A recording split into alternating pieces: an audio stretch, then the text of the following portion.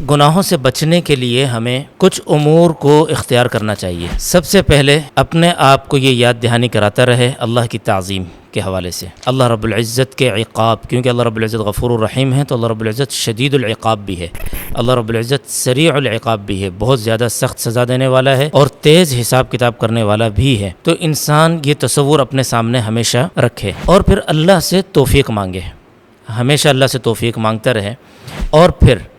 انسان نیک صحبت بھی اختیار کرے۔ اگر انسان کو یہ لگتا ہے کہ میں جتنا علیحدگی کا وقت اگر گزارتا ہوں تو اللہ کی نافرمانی میں گزارتا ہوں، تو وہ اللہ کی نافرمانی میں گزارنے والے وقت کو وہ نیک صحبت کے ذریعے جو ہے بدل لے۔ تو اللہ تعالیٰ سے توفیق طلب کرنا اور کثرت سے یہ دعا کرنا اور نیک صحبت کو اختیار کرنا، اور پھر جب